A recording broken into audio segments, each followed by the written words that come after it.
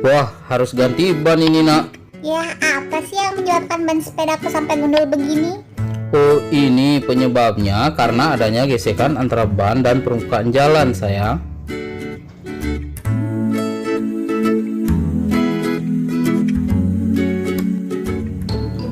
Halo sahabat belajar, kalian masih semangat belajar kan? Sesuai dengan cuplikan tadi, kali ini kita akan belajar mengenai salah satu penerapan hukum Newton dalam kehidupan sehari-hari, yaitu gaya gesekan pada bidang data.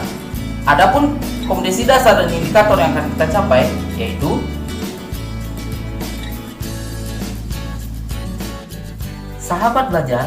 Sebagai kegiatan awal, simaklah tayangan berikut ini.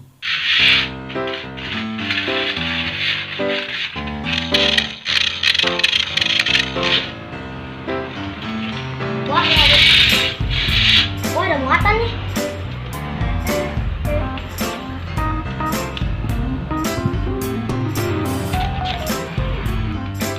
Loh, aku nggak bisa jalan ya?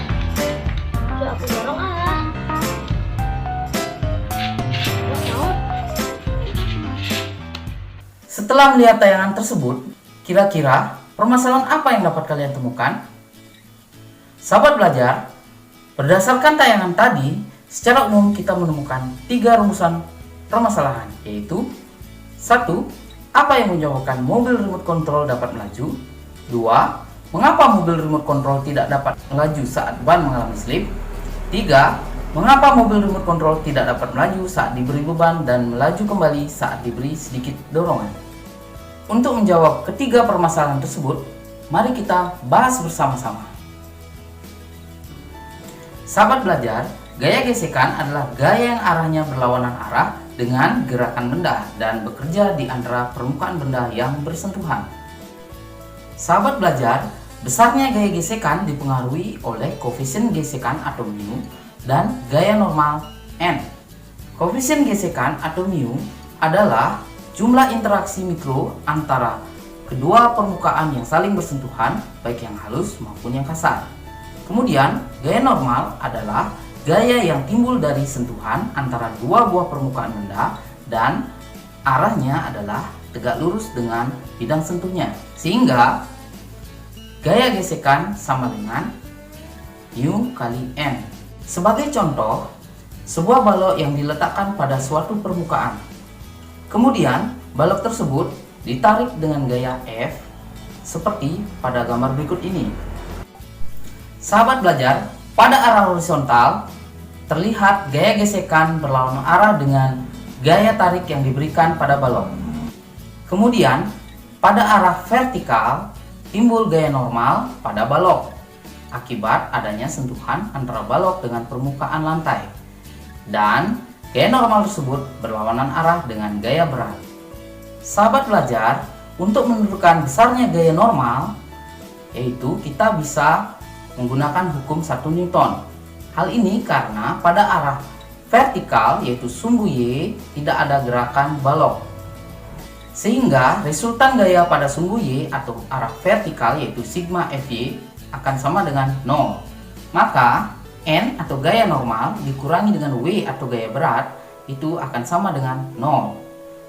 Karena W sama dengan M kali G, yaitu massa kali percepatan gravitasi, maka N kurangi M kali G akan sama dengan 0.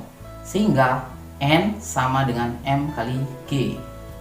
Sahabat belajar, dengan mensubstitusikan nilai N sama dengan M kali G ke persamaan F sama dengan mu kali N, maka diperoleh gaya gesekan atau F sama dengan mu kali M kali G.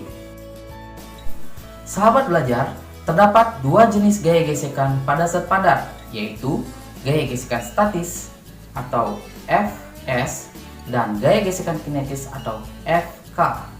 Untuk memahami lebih lanjut mengenai gaya gesekan statis dan kinetis, perhatikanlah percobaan berikut ini. Sebuah balok bermassa 5 kg ditarik dengan menggunakan raca pegas dengan gaya 10 Newton. Yang terjadi adalah balok terlihat diam. Hal ini karena gaya yang diberikan lebih kecil daripada gaya gesekan statis maksimum antara balok dengan lantai. Kemudian, balok tersebut kembali ditarik dengan gaya 20 Newton. Di sini tampak bahwa balok masih pada posisi diam, namun terlihat tepat akan bergerak. Hal ini karena gaya yang diberikan sama dengan gaya gesekan statis maksimum antara balok dengan lantai. Selanjutnya, balok ditarik dengan gaya yang lebih besar, yaitu 30 Newton. Nah, ternyata balok bergerak. Hal ini karena gaya tarik yang diberikan lebih besar daripada gaya gesekan statis maksimum antara balok dengan lantai. Dari ketiga kondisi tersebut dapat digambarkan grafik gaya gesekan sebagai berikut. Pada grafik terlihat bahwa gaya gesekan statis terjadi saat benda dalam keadaan diam, di mana besar gaya gesekan statis meningkat seiring bertambahnya gaya tarikan yang diberikan pada balok, hingga mencapai nilai maksimumnya. Kemudian, balok bergerak ketika gaya tarikan yang diberikan lebih besar daripada gaya gesekan statis maksimum, sehingga pada kondisi tersebut bekerja gaya gesekan kinetik yang nilainya lebih kecil daripada gaya gesekan statis maksimum. Sahabat belajar, berdasarkan konsep gaya gesekan tersebut, dapat kita simpulkan 3 permasalahan di awal tadi, yaitu sebagai berikut. Mobil remote control dapat melaju selain karena mesinnya, juga karena adanya gesekan antara ban dan lantai. Slip antara ban dan lantai membuat tidak ada gesekan, sehingga mobil RC tidak dapat melaju. Beban membuat gaya gesekan ban dan lantai bertambah besar, sehingga gaya dorong mesin tidak mampu menyimbanginya. Sedikit dorongan membuat gaya mesin mampu melampaui gaya gesekan statis maksimum, sehingga mobil bergerak. Sahabat belajar, demikianlah konsep gaya gesekan pada bidang data. Semoga bermanfaat dan sampai jumpa.